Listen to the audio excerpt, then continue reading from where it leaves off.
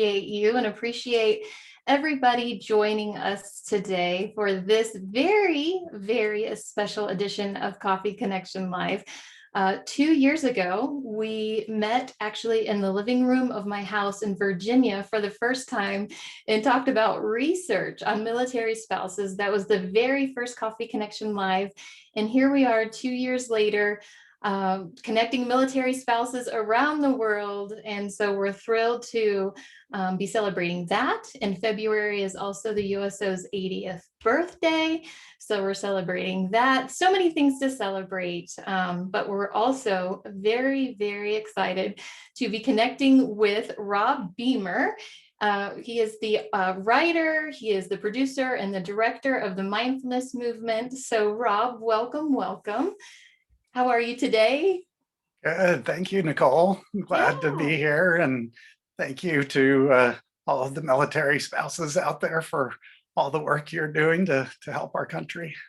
Well, we're thrilled to connect with you. Rob and I have been talking about this Coffee Connection Live for quite a while now. So we're thrilled. We connected probably back in August or September to say, well, let's connect and talk about his documentary, The Mindfulness Movement, which you all should have received when you registered. So that is for our live viewers that are watching right now, should have received the streaming access to watch the movie, or I'm sorry, I keep saying movie, but the documentary. And so I hope it's both. It's okay. Okay. But I hope a lot of you were able to watch it and enjoy it. But Rob, let's just jump right in. Tell us a little bit about yourself and a little bit so we can get to know who you are. Well, it'll probably be surprising based on this being a mindfulness documentary for people to learn that I've also done a lot of military history and military technology programming over the years. I've been doing documentaries for History Channel and Discovery and other networks for a long time now. And have been to military bases in different parts of the world and landed on the deck of the Nimitz and the Persian Gulf and have covered war games. And so it was always easy for me to then go back home. So I just only know a small amount of the sacrifice that you as military families make. But it's been a real pleasure to get to know so many different types of service members and see so many different places. And it's definitely just a very, interesting career. That's why I called my company Interesting Stuff Entertainment, because I'm always learning different interesting things. And I've gotten to hover in the volcano at Mount St. Helens in a helicopter and just all types of different interesting, fun things. But this film is a real kind of personal passion project of mine because it grew out of my own mindfulness practice. And that came when about 14 years ago, when I had 2 little kids at home and a very stressful job delivering a bunch of episodes to networks where there's always very tight deadlines and budgets. And so I was not doing a very good job. I was losing my temper far too much. And just, feeling very stressed and burnt out. And then saw just in a grocery store checkout line, a magazine about meditation. And I thought, oh, I had been kind of interested in that back as a teenager, but hadn't really followed through on it much, but just, picked it up and thought, oh, maybe this is something that can help. And then from there, started meditating, but it was a Buddhist magazine. And that's what I was doing initially. But over time, I started to discover information about secular science-based mindfulness. And that just felt more comfortable to me, fewer kind of terms to keep track of, and just felt a little more straightforward, where I could really focus on, learning about myself and working with my emotions rather than having to keep track of other things. And then I started to, just feel like this is really helping me. And I wanted to marry that with my skills as a filmmaker to try and bring the benefits of this to as many people as possible. and very happy that it's already in less than a year of being out there, been viewed in 90 countries around the world. So I do think it's accomplishing this goal of helping people discover the benefits of mindfulness.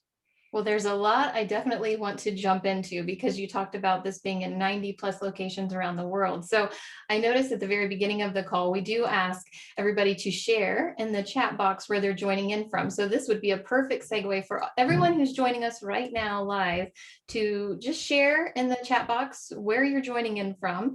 And if you have a LinkedIn profile, we love for everybody to try and connect via their LinkedIn profile. So please share that.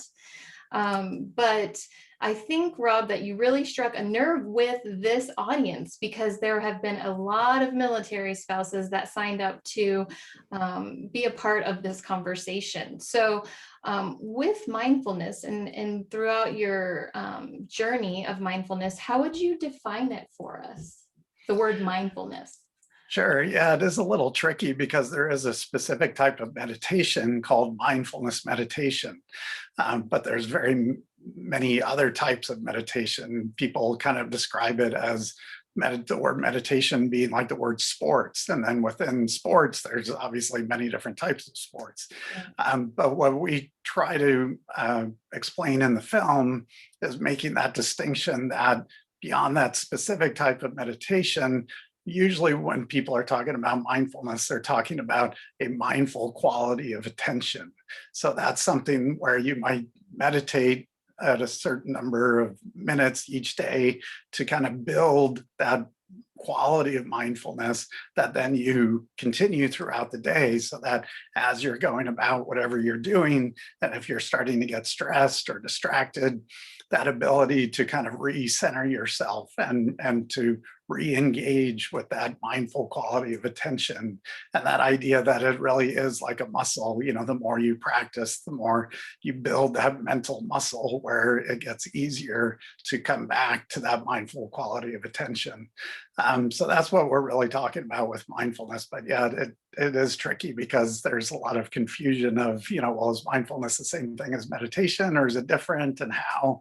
So I think if people really focus on that being a quality of attention, and a quality of attention that's without judgment. So it's really an open curiosity of what's going on within you, around you.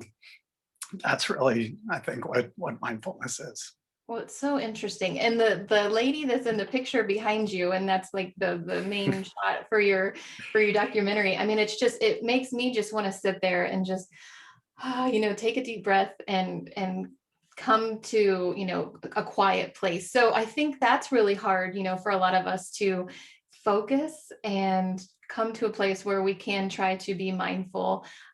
So I don't know, and this is just a random question, but how, if we're sitting down and trying to just get it to a quiet space, if that's something that would be mindful, how would you recommend doing that? Yeah, I think one thing I tried to get across in the movie is that there really is a great variety of ways to be mindful and to Sure. practice mindfulness.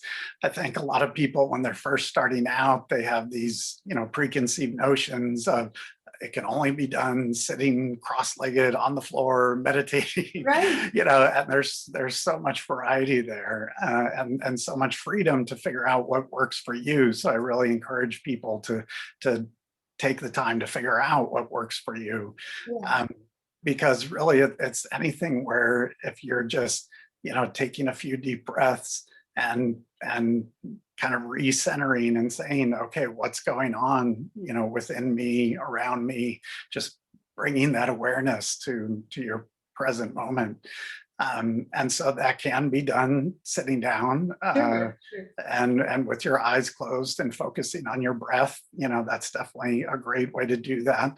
And one of the key parts of meditating as a way to build a mindful quality of attention is to understand that our minds never go completely blank. So again, a lot of people, when they're first starting out, they feel like they're not doing it right because every few seconds, more thoughts are coming into their heads.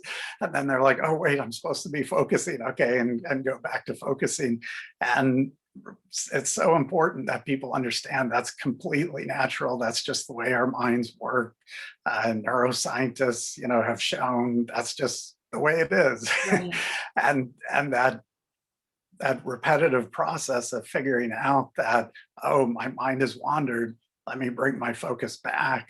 That's actually a moment of mindfulness. And that's like doing a rep at the gym. You've just, built that mental muscle a little bit more by realizing that your mind had wandered off and then bringing it back.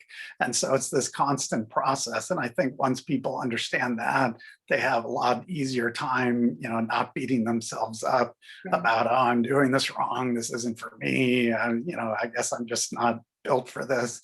But that it really is something that people can develop. And again, with that flexibility, maybe it's easier for you to keep your eyes open and focus on a point on the wall.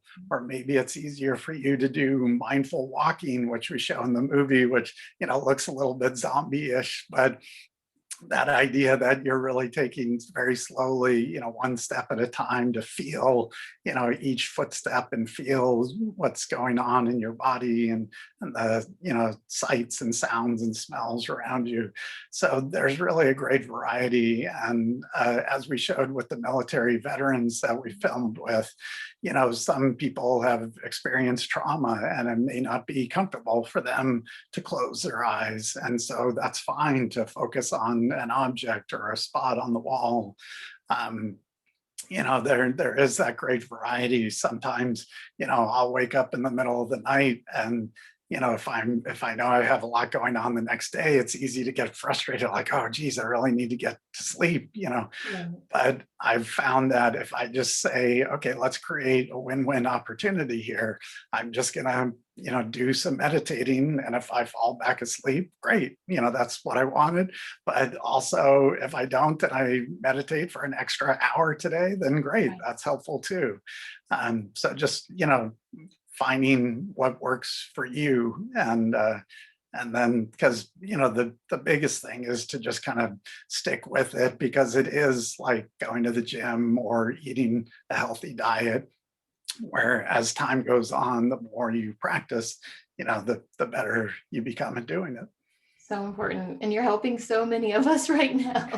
I think that this is so helpful to know that there are so many different options. And if one isn't working, try another or try one or all of the above. And that's what I do appreciate about your documentary, is that there were so many different types of avenues to explore mindfulness. But then I also have a loaded question. I feel like I keep asking you all the hard questions. I'm ready. Okay, good. Here we go.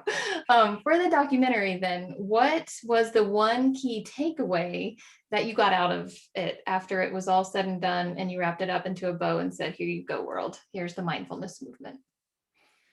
I think really it is the flexibility, and also just that, a single breath can refocus you.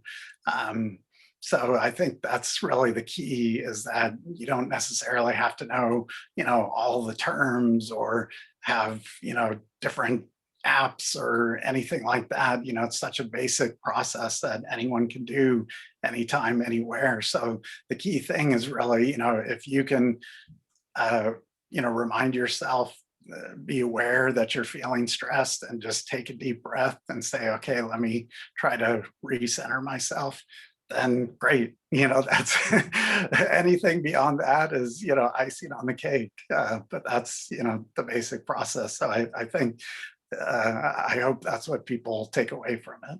Yeah, well, and the taking a deep breath, I mean, it's one of those things that I feel I've started doing a lot more. And I've mentioned this before in a previous Coffee Connection Live. I have my four-year-old doing it now too, when he needs to take a minute and just kind of calm down. So like our entire household, we're all, when we need to just kind of come to a good place. But taking a deep breath is definitely important. And I think a lot of us just need to remind ourselves, like you said, just take a minute and just remind yourself, deep breath, and continue on. But the next question I have for you, I'm actually going to read because I don't want to mess it up. It is from one of our spouses that registered. And she said, we often hear that lack of time is a barrier preventing people from practicing mindfulness. What is your favorite easy way to incorporate wellness into your day? My favorite way is to, and I may have made a movie about this, and I've practiced for a long time, but I'm certainly not perfect at it, and sometimes get busy and forget. So one of my favorite things is to just meditate for a few minutes before I even get out of bed. At that point, when you first wake up, it's like there's no excuses of, oh, I got busy with something. It's just, to me, that's, one of the best ways to make sure that you just, you don't forget. And as long as you have a timer set, maybe, so that if you do happen to fall back asleep, an hour doesn't go by. But to me, that's one of my favorite ways to just make sure, I get some time in no matter what. Yeah, so good. Okay. And then what are some mindfulness activities that families can do together? I know that a lot of military spouses that registered were very curious about how they can engage not only themselves, but then everybody else in their household. Yeah, and it's great that your 4-year-old is doing that, and it's great that you're showing them those skills. And the key about those deep breaths is whether we're still feeling stressed or angry or unsettled, just those deep breaths starts to reset our nervous system, whether we're still angry or not, or whatever's going on. So that's why those are so key, and work without us even consciously knowing it. Um, but yeah, another great thing about mindfulness is that there are so many different varieties that are age appropriate too. And there's a lot of different, just like simple internet searches for, mindfulness activities for kids.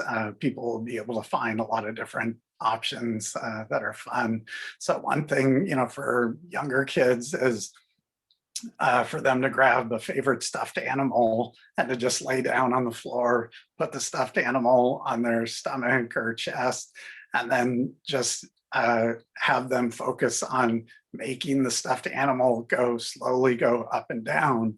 And they're doing deep breathing without even realizing it, and relaxing themselves without even realizing, just in that process of, oh, this is fun to make my stuffed animal go up and down, from my breathing. And there's also a thing called a mind jar, where you get a clear glass jar, you put some glitter and a little bit of liquid soap or some glue, and you can shake it around, and it makes the glitter kind of slowly go to the bottom. But that's something where with a child, you can say, okay, let's just focus on this until all of the glitter falls to the bottom. And so if they are upset about something, that can really help them just, after a minute of that, just really paying attention to that. It's amazing how that can really reset, how they're feeling about things. So, and there's, a great variety. And then also, as I said, with the veterans, for older people, there's the simpler ways of, it's fine to sit in a chair, it's fine to keep your eyes open if you want. A lot of times with veterans or active duty members who may have certain injuries, body scans can be very helpful, where you're just, as you're meditating, you're focusing on a different part of your body for a few seconds, and just kind of gradually going, either starting at your head and gradually working your way down, or starting at your feet and gradually working your way up. That idea of just building that awareness and that kind of curiosity of what's going on, what are you feeling in your body, and also that non-judgmental side of it, of not labeling, this is good, this is bad. So just noticing, oh, my ankle is feeling kind of achy, but then not letting your mind run off into, oh shoot, I was so dumb to, step wrong, or why does that have to happen, or, and then say like, okay, wait, let me just come back, let me just notice that, and then move on. So, it's really fun that there are so many different ways, and different age appropriate ways to try those. Well, and I love that you mentioned the mindfulness jars, because we've actually done some programs at our USO centers where one of our program managers sent out the instructions how to make the mindfulness jars. So to see the kids see the glitter go, like you mentioned. So if you haven't checked out a mindfulness jar for our spouses out there, check it out if you have kids. But even if you don't have kids, or if your kids are out of the house, as an adult, I thoroughly enjoyed making it. And I have one, actually, it's funny, it's in my office. And sometimes I just take it and I flip it over. And like Rob said, I just watch the glitter fall to the bottom, and it's the best thing ever. So I love that you mentioned that. I did not pay him to say that. Great. Well, I'll check in with Danielle real quick. Danielle, what are the spouses saying in the chat box?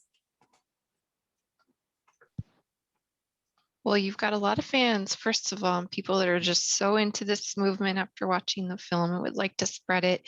And lots of us are talking about how we want to try these things that you are suggesting. Yeah, just loving the suggestions. There are a couple of questions that are starting to pop up. So you let me know when you're ready for those, Nicole. Okay, we'll jump into those in a little bit. But again, for our live viewers, if you do have any questions, make sure you throw those in the Q&A box, and we'll get to those in a little bit. But I did want to, so for our live audience, like I said, they were able to watch this or receive the code to watch this documentary for free. And there were some resource videos that were attached to that.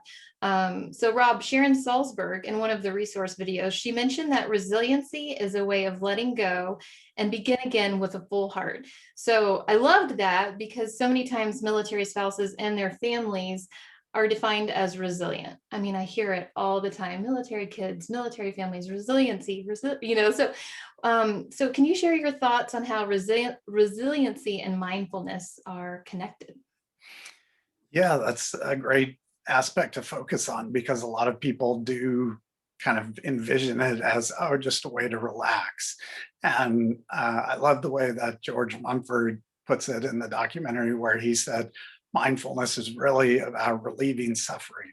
Yes. And so whether it's your own suffering, or you being in a mindful place where then you can help relieve someone else's suffering. And as part of that, then that idea of resilience, that mindfulness is not just about relaxing, it's about kind of refocusing, so that then you are better able to handle whatever is coming next. And Jon Kabat-Zinn, one of the other experts, said it helps you handle the inevitable ups and downs in life, because no matter how well we try to plan things or how relaxed we may be going into a certain situation, you can never really know what's going to happen. And so when we realize, okay, we only have so much control over how things are going to go, but that if you are able to keep tapping in to that mindful quality of attention, then you can have the confidence to know that you'll be able to handle whatever comes up, and that you'll have a better chance of not being carried away with your emotions and saying something hurtful, or not speaking up when you should, or anything like that. So it really can help with those day-to-day challenges, and to be more resilient. Yeah, I mean, it really just, the more you were talking about that, it's just there, the word resiliency and mindfulness, it is married so much for the military family, because you don't know what's going to happen next. And you could get a call the next day saying your spouse could be going away for, an extended period of time, or that you're moving to a location across country, and you need to be there in a couple weeks, months, or something like that. So how you go into it and how your mind is set, it can change the way you think and how you feel about everything. So absolutely. Thank you for that. So, well, here's the $1 million question. In your documentary, you worked with Jewel, and you worked with Dr. Chopra. So how was that experience for you? Yeah, it was really exciting to have them involved, and to end up having so many of the best known mindfulness teachers involved. I feel very grateful that I was able to pull together such a great group. And a lot of it was just, you talk to one expert and then you say, hey, would you mind referring me to someone else? It's a similar process to, the way I've made so many other documentaries with, History Channel and Discovery and all that. And one of the things that you realize is, these people who have practiced this for so long, it shows that there really is this great sense. They just exude this sense of peace and calm and kindness. And so, working with Dr. Chopra was great, just so calm and insightful. So it was great to spend time with him and spend time at the Chopra Center. And then with Jewel, it was very funny that that ended up being the gentleman who runs her foundation and runs her company just happened to see one of our early fundraising videos online and called me up and said, hey, Jewel would like to be a part of this. I said, okay, yes, great. And for anyone who's seen the movie already, I mean, you can see she just has such an incredible life story, going from a homeless teenager to such a successful recording artist. And again, the resiliency, of even once she became successful, figuring out that her money hadn't been handled properly and she was actually millions of dollars in debt, and then rebuilding that. So, I mean, she's an incredible testament to being resilient. So it was a lot of fun, working with all of those people. And I'm just grateful that they were, willing to share their wisdom, their insights in the film. Yeah. Oh, I love it. And I'm just thinking, like you said, that you like to work in your companies called Interesting Stuff and stuff like that. You're one of those people that we would want you to join our dinner table to have a very interesting conversation because of all of the people that and the conversations that you've had. So someday we're going to have you over for dinner, and I'm sure everybody else is going to ask the same thing. So you're going to be busy. So when spouses registered, they let us know what experience level they had with mindfulness, such as, and these are the 3 things that you all got to pick from for our live audience. You got to pick from, I'm familiar with it, but I don't practice regularly, if I can say that word correctly, have a daily practice, and just learning about mindfulness. So we compiled the results, and about 45% said they're familiar, 35% said they're just learning, and 19% said that they practice daily. So why do you think it breaks down that way? I mean, I think that's great that there's this wide variety there, and people, new to it, willing to find out more, and people who are practicing daily still interested in joining the conversation. So that's great. I would say that it makes sense that, the largest percentage are kind of just finding out or somewhat familiar, but not necessarily practicing. Because it does take a commitment, but it really is, just working on a mindset of, how can I incorporate this into my life without it becoming another source of stress? That's what we're trying to use mindfulness to help us with, right? So we don't want to do it in a way that becomes another source of stress. And, I'm sure the people who are practicing daily could share their thoughts on how they've been able to make that transition where it's not another chore. And then Jon Kabat-Zinn says in the movie, he kind of jokes about, first going into it with this idea of, oh my God, and I've got to sit down, and meditate every day for the rest of my life. Oh. But if it's that idea that, figuring out a way that works for you, even if it's just a few minutes, even if it's sitting down or standing up, that idea that, this is an opportunity and this is something you can do to help yourself. And that if you miss a day, don't beat yourself up. I tend to beat myself up about things and get stressed about things. And just realizing that it's a gift you can give yourself. It's a gift you can give to the other people around you. Because that's another misconception. People say like, well, I don't know, maybe I would meditate, but that seems kind of selfish or self-centered. But really, besides helping yourself, you're doing it to help, the people around you too. So I think it's great that there's, a variety of people at these different stages. And I would just encourage people to, find out what works for them. And then even the people who are practicing daily, I'm hoping that the movie and this discussion might create some opportunity to say, oh, well, maybe here's something else I can add to my practice just to change things up. Because that's another important thing too, to keep some variety, because it can, start to feel like a chore if you say, okay, I have to do it the same way every day at the same time. That gets old for anybody. But if you say, okay, you know what, today I'm just going to have lunch by myself, and I'm just going to practice the mindful eating of really being aware of every bite I take and the sights and the sounds and the smells. Great. That's just as good as sitting down meditating with your eyes closed. So I'm glad that people are discovering it, and glad to hear that a great number are already practicing every day too. Right. Well, and the fact that we have everybody joining us today, and for those who are watching after the live edition, you're here. That's the first step. You're taking a part of listening and learning more. So that's exciting. So we're all here together to learn more. And you were talking about eating too, and how you can just kind of take a minute and enjoy your bite, and like you said, the sounds and the smells. So I wanted to share, I read an article stating that savoring your meal is a form of mindfulness, which, I never really thought about, because it requires you to disconnect from productivity and efficiency and focus on the present. So beyond what you said earlier, it might tie into a little bit more. What are your thoughts on that when you're at the dinner table or having breakfast? Right.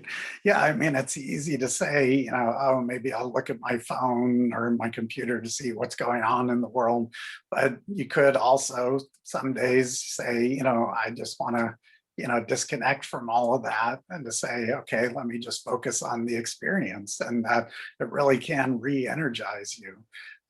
So it's fun to be able to do that. Or like some of the experts say, you can be mindful while you're washing dishes or while you're stuck in traffic, or it doesn't matter. It could be anywhere. It's really about the mindset that you're going into it with, of, oh, here's an opportunity. And really another way to look at it too is it can become kind of like a game, where throughout the day you're looking for little opportunities. Say you're standing in line, at a grocery store, and say, oh, wait a second, here's an opportunity where for 30 seconds or a minute while I'm waiting, I can just do a little breathing and get into a mindful quality of attention. And great, so it can be fun in terms of just finding opportunities here and there, even if they're very brief. I love it. And it also wants me to have more waiting time now. So when you're in line and you have to wait and you're like, oh, it's going to take 30 minutes. It's like, no, now you can be mindful and enjoy those 30 minutes or 5 minutes or whatever. So thank you for that. This is fabulous. I also have a friend that her husband has a traumatic brain injury, and she said that coloring has really helped him become mindful and just kind of get into the right space. So any thoughts on that? Because it seems like whenever I go to a bookstore too, those adult coloring books are all over the place. So what do you think that's about? Right. Yeah. I mean, I think it's great that people are finding activities where they can really be immersed in it and get away from electronics, for part of that, just focusing on coloring or putting together a puzzle or things like that. I would say I would just encourage people while they are doing that to keep that awareness too, because you could, color and be, scrunching up your shoulders and think, you're relaxing, but then afterwards say like, gosh, why am I so tense? But so then to keep that awareness while you're doing that, of I'm enjoying being immersed in this activity, but I'm also keeping aware of, I want to keep my muscles relaxed too. And I want to keep, keep track of, is there still some negative inner dialogue going while I'm doing this, just to be noticing that. And that's another one of the keys, just this idea of noticing your thoughts, that as you start meditating or just throughout the day, that mindful quality of attention helps you notice the thoughts that are going through your head, because a lot of times we're just so much on autopilot, or we have these negative stories about ourselves or other people that we just don't even realize and are just going on. So that quality of attention to say, oh, wait a second, I'm noticing these thoughts. You know what, that's probably not so healthy for me to keep, beating myself up or keep focusing on this upsetting situation. So let me, redirect to something else. So that can be another important part when we're immersed in these activities, to still keep that awareness of, keeping ourselves relaxed, keeping track of the thoughts that are going through our heads and redirecting those if we need to.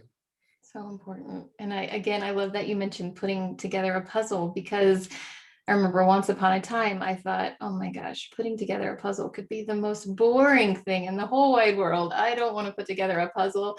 But then I started helping my son put a puzzle together the other day. It was like 100 pieces or something. And it was the most enjoyable thing. You truly do just kind of get lost, and I enjoyed it. And I'm like, maybe this is going to be a thing. So who's with me? Who wants to do puzzles out there? We'll sit there and have coffee, and we'll just put a puzzle together. So, well, thank you so much for this. I do want to go back to Danielle to see what's going on in the chat box, what questions we have, because I want to make sure our audience has time for questions to ask you. Well, Rob, let me just say there's a lot of affirmative things in here and lots of exclamation points. So hopefully that gives you a sense of how much you're resonating with the crowd today. Did you say you're ready for questions, Nicole? Sorry. Yes, yes. Okay, And I love that Evie. I fantastic. just saw Evie just said puzzles are so relaxing. So Evie, let's make time and do a puzzle together somehow, some way. Yes. Yes, puzzles, coloring, and we have people looking for recipes to do the glitter jar you talked about. So everyone's energized to start trying some of these tips. Going back to what you shared about the different approaches, there's so many different options for mindfulness. Do you have any suggestions? Someone is asking, how do you approach someone or suggest mindfulness to someone that says, oh, it doesn't work, or I've tried it, I can't do it, or any excuse in the book? Do you have any suggestions there? Sure. I mean, that's part of why I made the movie, is for people who are skeptical. So one possibility is just to say, hey, watch this. Self-serving a suggestion, but that's part of why I did this, so people could really understand. And I think Dan Harris is a great example in the film, the ABC news anchor and Good Morning America host, who is very skeptical, and I can be very skeptical too. My wife can definitely tell you that. But his example of where he thought it was ridiculous, and he didn't like sitting still, and just was not into it, but then discovered, as this process of healing from his own PTSD of being in war zones and the drug habit he had formed, that it really did help. And so, you could point people to someone like him and his 10% happier. And that's another important point he makes too, is that, if there's even just some improvement, that sometimes it can get oversold, oh, I'm going to do this for a few days and it's completely changed my life and I'll never be stressed again.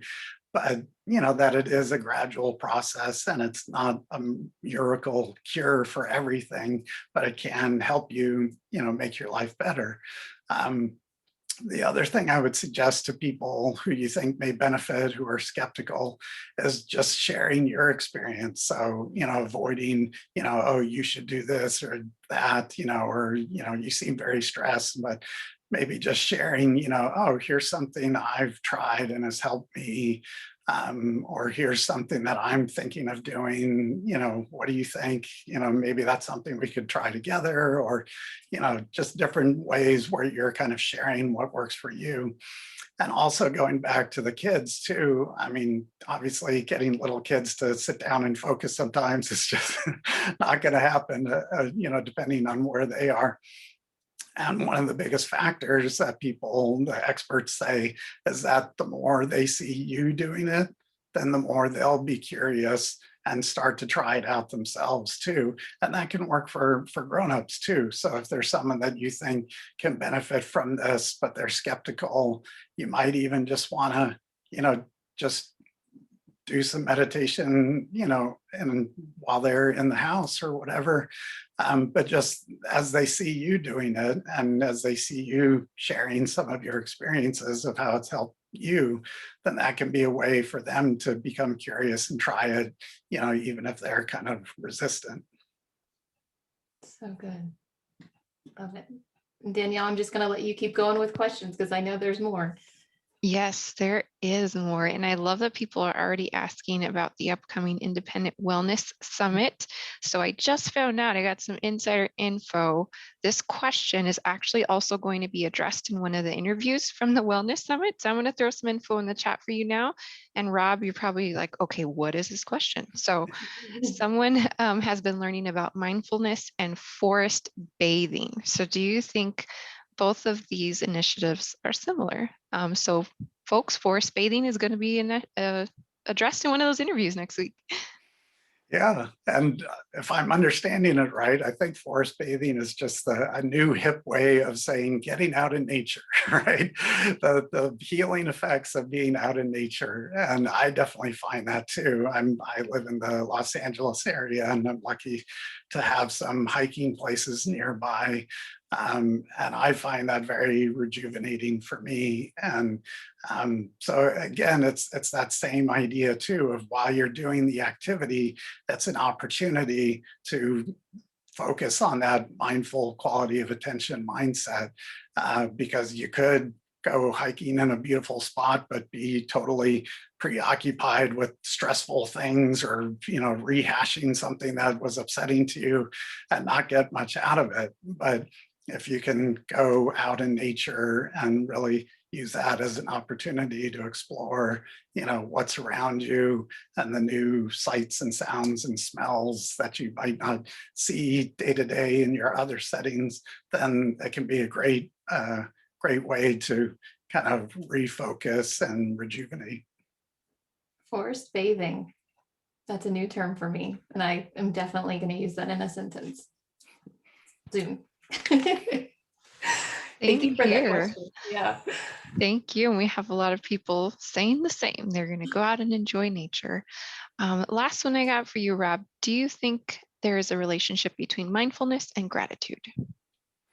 Yes, definitely. One of the things that Sharon Salzberg says in the film, and she is a longtime mindfulness teacher, but also very known for loving kindness. So besides just centering yourself and coming up with that awareness of then once you have that awareness of filling that with love and kindness for yourself, for others. And she says in the film that you really can't separate mindfulness from heartfulness, that it's really all part of the same process. And sometimes with the word mindfulness, you tend to go to kind of an intellectual place, mind, brain, but it's really about developing that quality of attention so that then you can be available in, the full range of emotions and caring for yourself, caring for other people, and then going back to that resiliency idea too, that when you are able to recharge yourself, then you can really be there for other people too.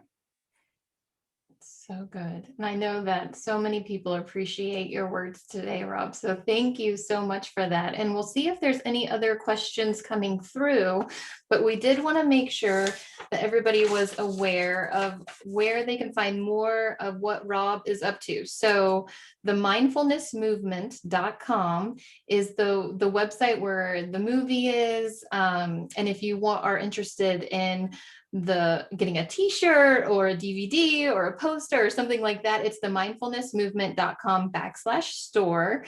And then again, your company page, Rob, and I love this, is interestingstufFentertainment.com. So more information is there for Rob. And Danielle, are there any other questions out there that we can answer? No questions. I know people are doing lots of sharing in the chat. I suspect there are going to be a lot of glitter jars made this weekend. Thanks, Rob. Well, that's exciting. Excellent. Well, thank you everyone for joining us today. I noticed we had spouses from all around the world here joining us. I saw Germany, I saw Italy, stateside across the board. So thank you everyone for joining us. Rob, thank you again for spending your time with us, supporting the military, their families, and all of the other documentaries that you've made that we can learn more about, and all of the interesting things that you do, and for being such a great supporter to the USO. So thank you so much for that. Thank you. Thank you, Nicole, for having me on here. And thank you for all that USO is doing to help so many people. And thank you again to the military families. So glad that so many of you are interested in mindfulness and figuring out different ways to help. And just really appreciate that. Well, thank you again. And again, this is all to really kick off the Independent Wellness Summit, which is starting March 1st, which is Monday. Oh my goodness, March 1st through the 6th. Our team of military spouses have been collaborating all year so that we can all have a week of rest and rejuvenation. So make sure you sign up for that. We thought that having this conversation with Rob on the mindfulness movement was a great way to just kind of kick things off. So we're very excited that this is all starting. And then you can find out more about upcoming events. We have a lot going on, everybody, in the military spouse space. So you can go to uso.org/MVP for upcoming events in the entertainment space, in the program space. Our next Coffee Connection Live is going to be March 25th at 3 p.m. with Samantha Bush. She is the author of Fighting Infertility. She's an entrepreneur, a mother, and the wife to NASCAR champion Kyle Busch. So thank you again, everyone, for joining us. We hope that you enjoy the rest of your week, and we hope to see you again at another event. Take care, everybody. Bye.